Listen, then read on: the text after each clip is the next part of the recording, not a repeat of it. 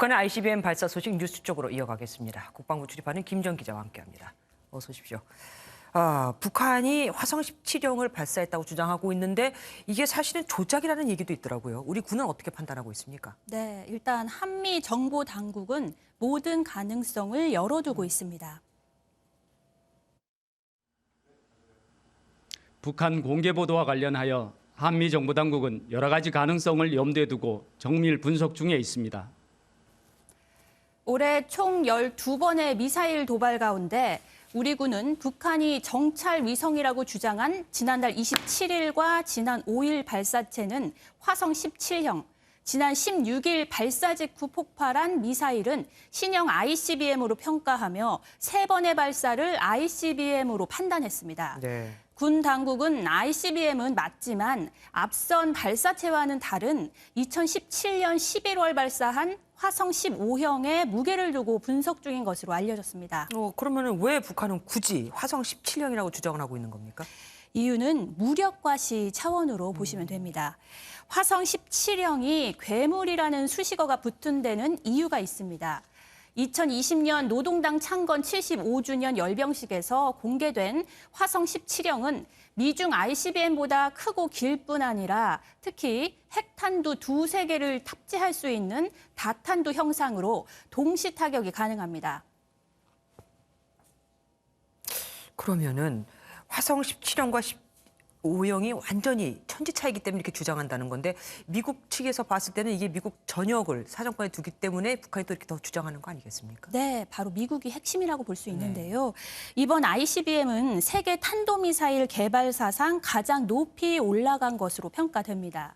북한이 그동안 시험 발사에 성공한 화성 14형, 화성 15형과 비교해도 고도가 2배 이상, 비행거리는 가장 깁니다. 포물선을 그리는 정상 각도가 아닌 거의 수직 상태에서 고각 발사한 것으로 추정되는 만큼 정상 각도 발사 시 비행거리는 15,000km 이상으로 미 전역이 사정권입니다. 그만큼 미국이 갖는 부담감이 큰 거죠. 네. 그러면은 북한 주장을 우리는 어디까지 믿을 수 있을까요? 일단 전문가 분석을 종합하면 화성 17형은 북한 주장에 불과할 가능성이 큽니다. 미사일에 탑재하는 탄두 중량을 줄여 비행거리를 늘렸다는 분석인데 이럴 경우에 무기 효과는 떨어집니다. 또 다탄두 탑재와 대기권 재진입 기술을 북한이 갖췄는지도 확인되지 않습니다. 정상 각도로 발사하지 않았기 때문에 대기권 재진입 기술을 가지고 있다라고 보기 어렵고요. 앞으로도 이런 기술을 획득하는 데는 대략 한 10년 정도의 시간이 걸릴 것으로 방심하지는 말아야겠지만 북한이 공개했던 그 사진도 문제라고 하더라고요. 네, 북한이 밝힌 미사일 발사 시각은 오후 2시 24분인데요. 그런데 실제 그 시간대 날씨와 사진에 담긴 날씨가 다르다는 주장이 나옵니다. 네. 당시 북한의 날씨는 흐렸는데 사진 속 빛을 볼 때 사진이 찍힌 시점은 맑은 날 오전이라는 겁니다. 군 당국이 앞서 ICBM이라고 판단한 3번 모두 북한은 오전에 미사일을 쐈습니다. 천리안 기상위성으로 수집한 어제와 3월 16일 위성 영상 등을 고려할 때 화성 17형 발사 활동이라는 북한의 주장은 기만 활동의 일환으로 평가하고 있습니다.